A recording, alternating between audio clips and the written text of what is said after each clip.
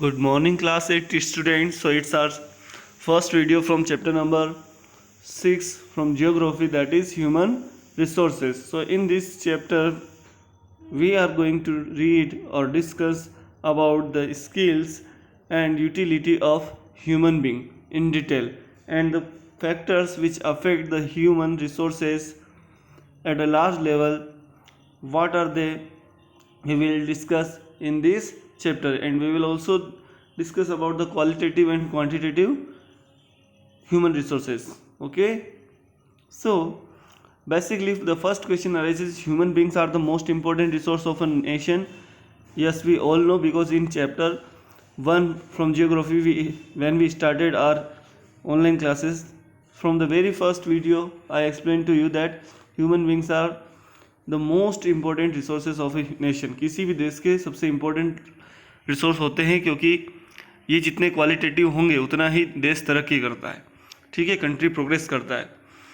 They are significant, ये बहुत important होते हैं, खास होते हैं, ज़रूरी होते हैं. Because had they not utilize their brains, क्योंकि ये केवल अपने ब्रेन का यूज़ ही नहीं करते.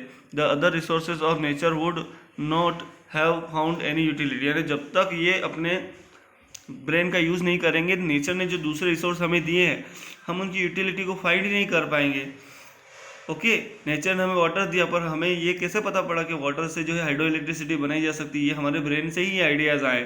ठीक है, तो यानी ह्यूमन बीइंग ही वो पर्सनालिटी है, इंडिविजुअलिटी है हमारी अर्थ पर, जो क्या कर सकता है, नेचर में जो रिसोर्सेज है उनको क्या कर सकता है, उनके बेस्ट यूज़ या यूज़फुल मैनर में उनको चेंज कर सकता है. इन अदर वर्ड्स, यानी दूसरे शब्दों में, human resource is the ultimate resource. यानी ह्यूमन रिसोर्स जैसा कोई दूसरा रिसोर्स नहीं है. Now the way in which people are spread across the earth surface is known as the pattern of population distribution. यानी दुनिया में जिस तरीके से लोग रहते हैं, कहीं कम कहीं ज़्यादा, कहीं जो है ओल्ड पीपल ज़्यादा है, कहीं यंगस्टर ज़्यादा है. ठीक है, कहीं जो है हेल्थी है, कहीं अनहेल्थी है, कहीं टेक्निकल माइंडेड है, कहीं जो है टेक्निकल माइंडेड नहीं, कहीं हाईली लिटरेट है, ज़्यादा पढ़े लिखे, कहीं कम पढ़े लिखे. तो ये जो डिस्ट्रीब्यूशन ऑफ पीपल है in the world, it is known as the pattern of population distribution. है जनसंख्या के वितरण की संरचना बोल सकते हैं हम एक तरीके से इन हिंदी. तो आगे बढ़ते हैं. Some areas are very crowded. कुछ एरियाज, तो बेसिकली एक ही पॉइंट पे फोकस करेंगे अगर हम the pattern of population distribution पढ़ेंगे तो. Some areas are very crowded, यानी बहुत ही भीड़ भरे हैं. And with some while some are less crowded, जबकि कुछ जो है ऐसे हैं जहाँ बहुत कम लोग रहते हैं. तो कम लोग कहाँ रहते हैं, आप समझ गए. कम लोग कहाँ पर रहेंगे? पहाड़ी इलाकों में रहेंगे, माउंटेन या हिल एरिया में, जहाँ हार्श क्लाइमेटिक कंडीशन यानी कठोर जलवायु दशाओं में रहेंगे, है ना. वहाँ पर कम लोग रहे. जहाँ ट्रांसपोर्टेशन फैसिलिटीज़ अच्छी नहीं है, वहाँ लोग कम रहेंगे, ऐसा. और जहाँ इंडस्ट्रियलाइजेशन हुआ है, जहाँ मेट्रो सिटीज़ है, जहाँ एक्सपेंशन ऑफ सिटीज़ हुआ है, जहाँ टेक्नोलॉजिकल इवोल्यूशन हुआ है, वहाँ पर लोग ज़्यादा रहते हैं. ओके स्टूडेंट, तो ये वो फैक्टर है जो पॉपुलेशन डिस्ट्रीब्यूशन को अफेक्ट करते हैं, उस पर असर डालते हैं ना. पॉपुलेशन चेंज क्या होता है? इंपॉर्टेंट कंटेंट हम इस चैप्टर से निकाल कर रीड कर रहे हैं. Population change refers to change in the number of people living during a specific time. यानी किसी पर्टिकुलर टाइम में लोगों के नंबर में जो बदलाव आता है उसको हम बोलते हैं population change. The world population has not been stable. यानी ये कभी स्टेबल नहीं रहता, यानी बढ़ती घटती रहती है, पर घटती कम, मतलब डिक्रीज कम उसमें होती है और इंक्रीज ज़्यादा हो रही है. ठीक है, यानी मरते भी हैं लोग और जो है नए भी जन्म ले लेते हैं. चलिए, the population has increased manifold due to various reasons. अब पॉपुलेशन कई सारे मैनीफोल्ड रीजन्स यानी कई सारे कारणों से बढ़ रहा है. देखिए, the change in the birth rate and the death rate, यानी बर्थ रेट बढ़ गई और डेथ रेट कम हो गई. बर्थ रेट कैसे बढ़ रही है कि लोगों का नंबर बढ़ रहा है तो ज़्यादा बच्चे जन्म ले रहे हैं. दूसरी बात जो है वो जो है पहले ऐसे ही मर जाते थे, ट्रीटमेंट नहीं मिलता, लेकिन अब जो है मेडिकल एडवांसमेंट होने से बच्चे जो है लॉन्ग टाइम तक सर्वाइव करते हैं, या मतलब उनकी डेथ होने से उन्हें बचा लिया जाता है. तो बर्थ रेट जो है हाई हो गया. ठीक है, और जो है डेथ रेट कम हो गया, यानी उनको बचा लिया, यानी मरने वालों बच्चों की संख्या कम होगी. तो बर्थ रेट हाई हो गया है और डेथ रेट कम हो गया है. डेथ रेट खाली बच्चों का ही कम नहीं हुआ, सभी का कम हुआ है, सभी एज ग्रुप के लोगों का. ठीक है, जैसे पहले लाइफ एक्सपेक्टेंसी 35 अराउंड थी, आज से लगभग 100-150 साल पहले, लेकिन अब जो है लाइफ एक्सपेक्टेंसी इंडिया में ही 67 ईयर्स के अराउंड, यानी इतना तो लोग जीते ही जीते हैं। ओके, नाउ और कौन कौन से रीज़न है जिसकी वजह से जो है पॉपुलेशन बढ़ रही है? तो एक तो हमने पढ़ा कि बर्थ रेट डिक्रीज हो गई और डेथ रेट इंक्रीज हो रही है। Major reasons for the increase in the birth rate. अब बर्थ रेट क्यों बढ़ा? तो उसके देखो आप, बेटर फूड सप्लाई, लोगों को खाना मिलने लगा है, यानी जो प्रेग्नेंट लेडी वो खा रही है तो वो अपने आप में जो है उसमें न्यूट्रिएंट्स अच्छे हैं, तो वो अच्छा जो है हेल्थी बच्चे को जन्म दे रही है, और वो खुद भी जो है सर्वाइव कर जाती। तो कई माँ मर जाती थी, बच्चे जिंदा रह गया, बच्चा मर गया, माँ जिंदा, या दोनों ही मर, इस तरीके की सिचुएशन होती थी। ठीक है, फिर बेटर फूड और दूसरा जो है बेटर मेडिकल फैसिलिटीज़। अच्छा, पहले वाले कोई बेटर फूड सप्लाईज में एक और पॉइंट है कि सभी लोग जो है हेल्थी है, खाने की कोई माने फूड सप्लाई सबको मिल रहा है, खाने की कोई उन्हें चिंता नहीं, तो वो ये भी एक फैक्टर है जो प्रमोट करता है कि और बच्चे जन्म ले तो भी कोई दिक्कत नहीं है। ठीक है, तो बेटर फूड सप्लाई एक ऐसा फैक्टर है जो बर्थ रेट को इंक्रीज करता है। दूसरा है बेटर मेडिकल फैसिलिटीज़, वो मैंने आपको एक्सप्लेन किया कि पहले जो है ऐसे ही लोग बीमारी से मर जाते थे, ट्रीटमेंट ही नहीं मिलता था, चाहे आपके पास पैसे हो, ट्रीटमेंट ही नहीं था। लेकिन मेडिकल से एडवांसमेंट होने से अब ट्रीटमेंट अवेलेबल है, तो लोग ट्रीटमेंट लेके अपने आप को सर्वाइव करवा लेते हैं, यानी वो मरने से बच जाते हैं या कई सालों तक बचे रहते हैं, बीमारियों से स्ट्रगल करते रहते हैं। तो मेडिकल एडवांसमेंट या मेडिकल फैसिलिटीज़ और फूड सप्लाईज के, better food supplies and better medical facilities ने जो है बर्थ रेट को इंक्रीज कर दिया है या बढ़ा दिया है। तो पॉपुलेशन चेंज तो हमने पढ़ा कि पॉपुलेशन चेंज का मतलब क्या होता है, किसी स्पेसिफिक टाइम में जो है क्या होता है, लोगों के नंबर में कमी या वृद्धि होना, यानी चेंज होना। सिंपली हमने बोला चेंज, तो चेंज तो पॉजिटिव नेगेटिव दोनों ही हो सकता है, लेकिन नेगेटिव तो बहुत कम हो रहा है, पॉजिटिव ज़्यादा, यानी इंक्रीमेंट ज़्यादा हो रहा है, इंक्रीज ज़्यादा हो रहा है नंबर। ठीक है, तो ये था पॉपुलेशन चेंज जो बर्थ रेट और डेथ रेट से रिलेटेड होता है। Now distribution of population. तो वर्ल्ड में पॉपुलेशन का डिस्ट्रीब्यूशन अनइवन है, यानी कहीं कम कहीं ज़्यादा है। दुनिया की 90% पॉपुलेशन जो है 30% लैंड सरफेस पर रहती है, यानी 10% लोग जो है 90% तो 30% लैंड एरिया पे, और 10% जो है वो 70% लैंड एरिया। मतलब आप समझिए टोटल लैंड एरिया जो हम बोलते हैं ना, अर्थ पर 29% ज़मीन है, लैंड एरिया है, और 71% वाटर है। तो वो जो 29% लैंड एरिया है ना, अगर उसको आप 100% मान लेंगे, उस 29% लैंड एरिया को अगर आप 100% कंसिडर करेंगे, तो उस 100% में से जो 70% है उस पर ओनली 10% लोग रहते हैं, और बचे हुए जो 30% लैंड सरफेस है उस पर 90% लोग रहते हैं। समझिए ना, बात को समझिए कि दुनिया के 90% लोग जो है, 90% लोग जो है वो 30% लैंड एरिया में रहते हैं। बाकी बचे हुआ जो 70% लैंड एरिया है, ठीक है, टोटल लैंड एरिया का, उसमें खाली 10% ही रहते हैं। तो ये क्या हुआ, पॉपुलेशन का कैसा हुआ, डिस्ट्रीब्यूशन क्या समान है, इक्वल है? नहीं है। So it will be known as uneven distribution of population. Now crowded areas are south and south east Asia, यानी दक्षिण एशिया, जिसमें चाइना, भारत आते हैं, दुनिया के दो सबसे बड़े हाईएस्ट, नंबर 1 और नंबर 2 जो ये कंट्रीज है सबसे ज़्यादा पॉपुलेशन वाला। फिर पाकिस्तान भी आ जाता है, बांग्लादेश भी आ जाता है, और साउथ ईस्ट एशिया, इंडोनेशिया और ये सारे कंट्रीज। तो ये मोस्टली क्राउडेड एरियाज है, मतलब डेंसिटी यहाँ पर ज़्यादा है लोगों की, कम एरिया कम और नंबर ऑफ पीपल बहुत ज़्यादा। Europe and north eastern north America, ये वो इलाके हैं जहाँ पर लोग ज़्यादा रहते हैं। ठीक है, यानी यहाँ पर पॉपुलेशन डेंसिटी ज़्यादा है। Very few people live in high latitude area, यानी ज़्यादा ऊंचाई वाले इलाकों में बहुत कम लोग रहते हैं। ट्रॉपिकल डेजर्ट, यानी ट्रॉपिकल माने भूमध्य रेगिस्तानी इलाकों में कम लोग रहते हैं। हाई माउंटेन्स, यानी ऊंचे पहाड़ों पर कम लोग रहते हैं। And areas of equatorial forest, यानी भूमध्य रेखीय जंगलों में, वर्षा वनों में कम लोग रहते हैं, क्योंकि यहाँ पर क्लाइमेटिक कंडीशंस अच्छी नहीं है। दूसरा, यहाँ पर टोपोग्राफी भी अच्छी नहीं है। टोपोग्राफी या रिलीफ बोल दीजिए, ज़मीन की आकृति। लोगों को आप पसंद करेंगे क्या पहाड़ों पर रहना? वहाँ पर आप कैसे ऊपर जाएंगे आएंगे, कितनी प्रॉब्लमेटिक होता है। ठीक है, तो ऐसे प्रॉब्लमेटिक एरियाज में लोग रहना पसंद नहीं करते हैं जनरली। इसलिए ये एरियाज़ क्या बने हुए, एक तरीके से इनहैबिटेंट बने हुए, लोग यहाँ पर जो है बहुत कम रहते हैं या दूर दूर रहते हैं, इसलिए यहाँ के लोगों की पॉपुलेशन डेंसिटी बहुत कम आती है। जैसे अरुणाचल प्रदेश के आप देखें तो 17% स्क्वायर किलोमीटर आता है, जबकि यही डेंसिटी आप उत्तर प्रदेश की देखेंगे तो मोर देन 300 पीपल या पर्सन पर स्क्वायर किलोमीटर आ जाता है। समझ में आया आपको? Now Asia and Africa 60% of the world, Asia और अफ्रीका दोनों कॉन्टिनेंट मिलाकर ही दुनिया की टोटल पॉपुलेशन का कितना 60% पॉपुलेशन कवर करते हैं। और इंडिया और चाइना दो देश मिलाकर क्या करते हैं, पूरे वर्ल्ड की लगभग आधी जो है पॉपुलेशन को कवर कर जाते हैं। टोटल अभी अप्रोक्सीमेटली 7 बिलियन हो गया। ठीक है। Now student, density of population. तो population density is the number of people living in a unit area of the earth surface.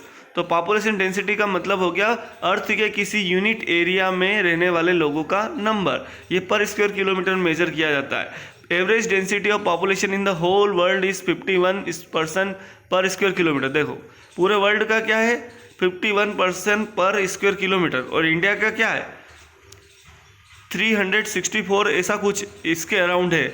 आप सोचिए हम कहाँ हैं और दुनिया कहाँ है। ठीक है। नाउ पॉपुलेशन, अब देखिए 2001 में हमारा पॉपुलेशन था 102 करोड़, 2011 में हो गया 121 करोड़ से ज़्यादा। अब हम जो है 2000 जो है इसमें 2001 में था 102 करोड़, 2011 में हो गया 121 करोड़, और 2021 में अभी मोर देन 130 करोड़ हम पहुंच जाएंगे। कितनी रैपिडली ग्रो कर रहे हैं हम, देखिए। यानी एक ऑस्ट्रेलिया से भी बड़े बड़े देश हम जो है हर 10 साल में इतने लोग हमारे यहाँ पर। नाउ पॉपुलेशन कंपोजिशन क्या होता है? Population composition refers to the structure of the population. Population composition population के स्ट्रक्चर से रिलेटेड होता है कि उसमें मेल कितने, फीमेल कितने हैं, किस एज ग्रुप के हैं, कितने लोग हैं, उनका एजुकेशन क्या है, उनके ऑक्यूपेशन क्या है, उनकी इनकम के लेवल क्या है, एंड हेल्थ कंडीशन क्या, ऑक्यूपेशन है काम धंधा। ठीक है। तो ये जो है ये जो संरचना है, ये जो फैक्टर, ये कलेक्टिवली इन सबको हम क्या बोलते हैं स्ट्रक्चर ऑफ पॉपुलेशन।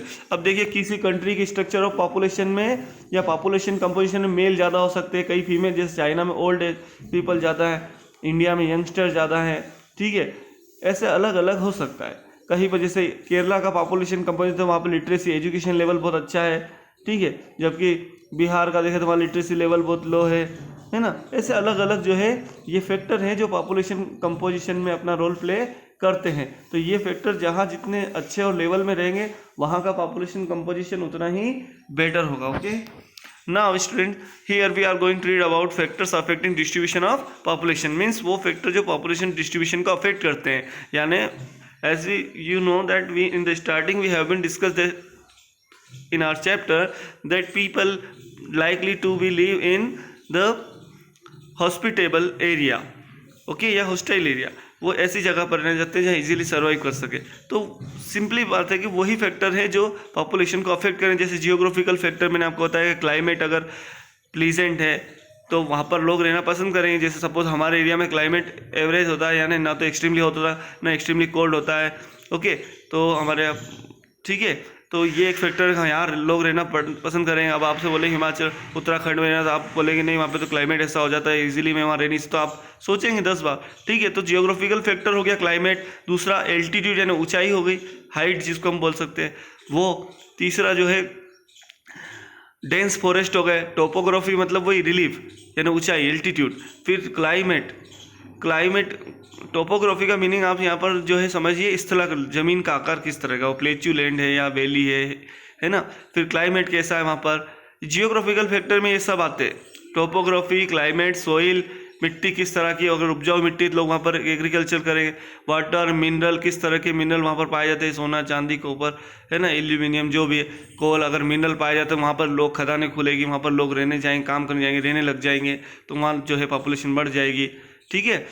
फिर social, cultural and economic factor कैसे हैं, है ना, धार्मिक प्रवृत्तियों की, जैसे उज्जैन है या बड़े हरिद्वार है, तो ये सिटियाँ ऐसे सोशल उससे डेवलप होता है। फिर कल्चर की वजह की कंट्री उस किसी पर्टिकुलर एरिया में किस तरह का कल्चर है, ठीक है, ऑक्यूपेशनल है या किस तरह का। इकोनॉमिकल एक्टिविटीज़ होती है, फैक्ट्री, कारखाने, इनकी वजह से लोग जो है किसी पर्टिकुलर एक जगह पर सेंट्रलाइज्ड हो जाते हैं ना, वहाँ रहना शुरू कर देते हैं। तो कल्चरल, सोशल और इकोनॉमिकल फैक्टर और क्लाइमेट, वाटर, मिनरल, टोपोग्राफी, ये कौन से फैक्टर है, ये जियोग्राफिकल फैक्टर है। तो जियोग्राफिकल फैक्टर और social, culture and economical factor, ये 2 टाइप्स के फैक्टर होते हैं जो डिस्ट्रीब्यूशन ऑफ पॉपुलेशन को अफेक्ट करते हैं। लोगों का नंबर कहाँ पर कम होगा या ज़्यादा होगा, इसमें अपना रोल प्ले करते हैं। फिर पॉपुलेशन एक्सप्लोजन यानी जनसंख्या विस्फोट, ओके, तो जो मैंने आपको एक्सप्लेन किया इंडिया के कॉन्सेप्ट में कि 2001 में 102 crore, in 2011 121 crore, and now we are going to be मतलब 100 मैंने अभी 2021 में मोर देन 130 करोड़ हम जाएंगे। तो ये क्या है, व्हाट इज दिस, यही पॉपुलेशन एक्सप्लोजन है, जनसंख्या विस्फोट। तो क्या रैपिडली पॉपुलेशन बढ़ रही है वर्ल्ड की, वर्ल्ड पॉपुलेशन। ओके, देखिए कितना था, 1804 में 1 बिलियन था, फिर 1959 में कितना हो गया, 1959 में लगभग 150 सालों में 3 बिलियन हुआ, 150 साल लगे लगभग, 150 ईयर में 3 गुना हुआ। फिर इन 1999 यानी अगले 40 सालों में कितना हो गया, ये 6 बिलियन हो गया। देखिए मतलब 1 बिलियन को 100 करोड़ को 300 करोड़ में बदलने में कितना टाइम लगा, 150 साल, 150 ईयर्स। और 3 बिलियन को उससे डबल होने में कितना साल लगा, 40 साल लगे, ठीक है, 40 ईयर्स लगे। अब देखिए किस स्पीड से बढ़ रहा है, और 6 बिलियन से 7 बिलियन होने में कितना टाइम लगा, आप पता लगाइए। अभी हो गया हमें जो है पिछले 3 साल पहले लगभग जो है हम 7 बिलियन हो गए। तो मेन रीज़न जो है क्या रहा, क्यों ये बढ़ रहा है, पॉपुलेशन एक्सप्लोजन क्यों हो रहा है, रैपिड ग्रोथ ऑफ पॉपुलेशन क्यों हो रहा है, बेटर फूड सप्लाई की वजह से, मेडिसिनल एडवांसमेंट की वजह से, एंड और ये सब होने से डेथ्स जो है कम हो गई, डेथ्स वर रिड्यूसिंग यानी मृत्यु दर कम हो गई। Okay student, now you may see population change, birth and death are the natural causes of population change, यानी मृत्यु और जन्म, इनसे पॉपुलेशन चेंज होता है। ये हम पढ़ के आए। ओके, फर्स्ट स्लाइड में ही हमने पढ़ा है, the difference between the birth and death and death rate of a country is called natural growth rate, यानी मृत्यु दर और जन्म दर के बीच का जो कमी होती है, गैप होता है, इसी को हम उस कंट्री की पॉपुलेशन का नेचुरल ग्रोथ रेट कहते हैं। बर्थ रेट मतलब होता है the number of live birth पर 1000 पीपल, यानी 1000 लोगों पर कितने बच्चे जिंदा रहते, जन्म लेने वाले नहीं, जो जन्म लेके जीवित रह जाते हैं, वो बर्थ रेट कहलाते हैं, ठीक है।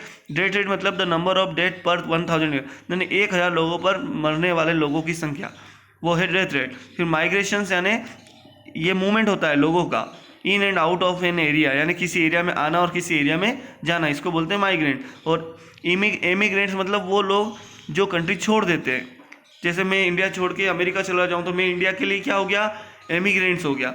और अगर मान लो आप अमेरिका से इंडिया आ रहे तो आप इंडिया के लिए क्या हो गए, इमिग्रेंट। इमिग्रेंट मतलब अंदर आने वाले, people who those who arrive in a country. Immigrants यानी देश में आने वाले और एमिग्रेंट्स यानी देश से जाने वाले, ठीक है। थोड़ा कंफ्यूजिंग है तो एक याद रख लेना, दूसरा याद रह जाएगा। Less developed nations to the more developed, ठीक है, यानी less developed nations to the more developed मतलब जनरली ये माइग्रेशन होता कहाँ पर है, कम विकसित देशों से विकसित देशों की तरफ होता है। कोई भी जो है जनरली जो है अमेरिका से लोग इंडिया नहीं आना पसंद, लेकिन इंडिया से अमेरिका जाना लोग जो है जनरली पसंद करेंगे। यानी ज़्यादातर एक टेंडेंसी होती है ना, हर बंदा जो है डेवलप्ड एरिया में रहना चाहेगा, या जो है वहाँ पर उसको ज़्यादा जो है रिसोर्सेज मिल सकते हैं, उसके जो स्किल्स है उसको तवज्जो मिल सकती है, ऐसा सोचते हैं लोग, अपना अपना एटीट्यूड है, नज़रिया है, ठीक है। From the rural to urban areas in, और ग्रामीण इलाकों से शहरी इलाकों में, इस तरह से लोगों का ये जो माइग्रेशन होता है, इससे जो है पॉपुलेशन चेंज होता है। Now population pyramid and age sex pyramid, ये क्या बताता है population pyramid, total population divided into 2 various group, इसमें पूरी जनसंख्या को किसी देश की कई अलग अलग ग्रुप में बांट दिया जाता है। और the percentage of the total population सब divided into males and females, और पूरी जनसंख्या को जो है उसको अलग अलग 2 मेल और फीमेल ग्रुप में बांट दिया जाता है। Shape of the population, how many dependent, shape of the population है जनसंख्या का आकार किस तरह का, यानी डिपेंडेंट कितने, डिपेंडेंट यानी जिनकी एज 15 ईयर्स तक होती है, 15 ईयर्स से कम वाले, एज्ड बिलो 15 ईयर्स, और एल्डरली पीपल जिनकी एज ओवर 65 ईयर्स यानी 65 साल से ज़्यादा होती है, इनको डिपेंडेंट बोला जाता है। ये वर्किंग नहीं होते, काम नहीं करते, दूसरों पर डिपेंड करते हैं। उन लोगों पर जिनकी एज 16 वर्ष से लेकर तो 64 यानी 64 वर्ष तक होती है। Okay, those of the working age are the economically active, तो वर्किंग एज किसको बोला गया, वर्किंग ग्रुप किसको बोला, जो 16 to 64 एज में आता है, और ये एक्टिव होता है यानी इकोनॉमिकली एक्टिव होता है, ये काम करता है, पैसे कमाता है, ठीक है। तो ये हमारे चैप्टर का कंक्लूजन था जो मैंने आपको एक्सप्लेन किया।